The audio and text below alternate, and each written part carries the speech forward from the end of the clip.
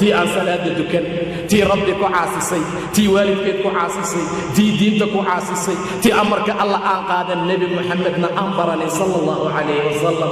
ayaduna mar alla marka la sii wado rasuulku wuxuu yidhi nafxun hadday tahay waxay leedahay halaageeyo xaggeedii wadeen war halaageeyo xaggeedii bixinaysaa waayo albaabkii intaan laga bixin oo ay sakaraad ka ahayd baa la kulan siiyey oo nacaybka alla la tusiyey subxaana wa tacaala.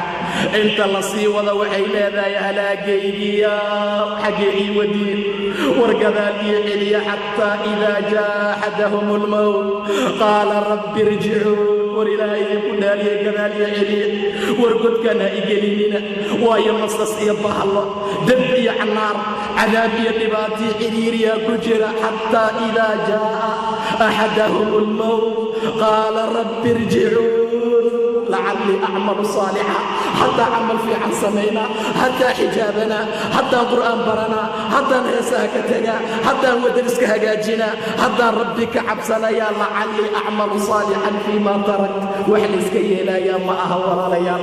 meeshaasaa la rabaa inaan u diyaargarowno, meeshaasaa la rabaa inaan ogaano, meeshaasaa la rabaa inaan u fiicnaano camal fiican u samaysano. saasuu ilaahay tilmaamay subxaana wa tacaala. yaa maqlaaya war yaa ku soo celinaaya haddii lagu maqli lahaa yaa wax kugu falaaya.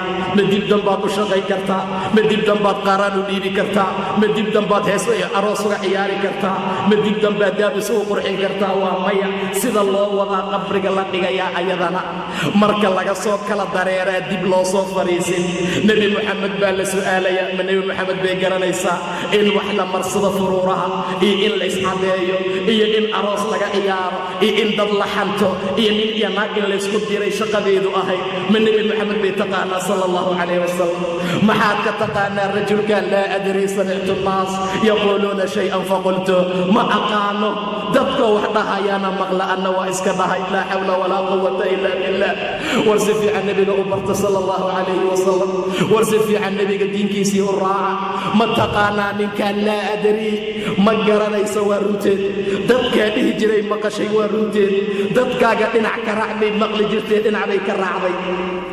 nebi Muxamed sala allahu calayhi wasalam gabadhii garan weysa hooyadkeedu waa cadaab jahannamo. nebi Muxamed sala allahu calayhi wasalam tii ku daqyan weysay dhaqankiisii wuxuu amray samayn weysa hooyadkeedu waa naar jahannamo.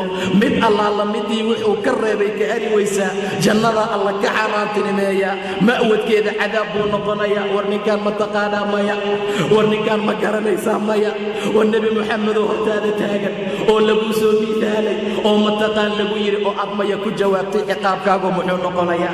guruuma ayay wataan naar ka samaysan. weligaa ha ogaan hana maqlin labada indhood inta u dhaxaysa inta lagu dhufto lagu burburiyo lagu dhibaateeyay qaylinaysaa. seexeeda iyo qayladeeda waxaa maqlaaya wax walba oo rabbi abuuray in la faqalay jinni iyo insi maahane. ilaahay baa mahadsan naga qariyey subxaana wa tacaala. low la maqli lahaa yaa is-aasi lahaa, war low la maqli lahaa yaa isduugi lahaa. gabar la xabaalayo oo meesha la dhigaayo oo qayladeeda war hoy ba'ayay war waa dhibaatoobay iga soo gaara dhahaysa yaa xabaalaha aadi lahaa. walaalaya rabbi baa ku mahadsan subxaana wa tacaala. xaaladaha saasay ahaanayaan. qabrigeeda ayaa laysku soo celilinayaa. iilkii yaraa ee aad aragteenaa laysku keenayaa ilaa feeraheeday isdhaafaan. kuwii biixda jiray buu dhahay nebiga midigtay imaanayaan sala allahu calayhi wasalam. kuwii midigta jiray bidixday aadayaan. saasaa laysugu keenayaa oo feerii baa isdhaafaaya. kuwii dhinacaan jiray dhinacaanay marayaan, kuwii dhinacaan jiray dhinacaanay marayaan. maxaa nala gudboon attawba attawba, maxaa nala gudboon israaciyo degdeg, maxaa nala gudboon saaricuu ilaa maqfira fafiruu ila allah subxaana wa tacaala. rabbi xaggiisa ha loo carara subxaana wa tacaala. khayrkii wanaagga ha lagu dadaalo. diinta rabbi qof allaala qofka ku camal fala ayaa maalmaha la badbaadinayaa oo rabbi khayrkii wanaag siinayaa oo ilaahay ka badbaadinayaa ciriiriga qabriga. qabrigu aad buu u dhib badan yahay walaalayaal. imtixaankiisa waa imtixaan masiixu dajaal aan ka yarayn.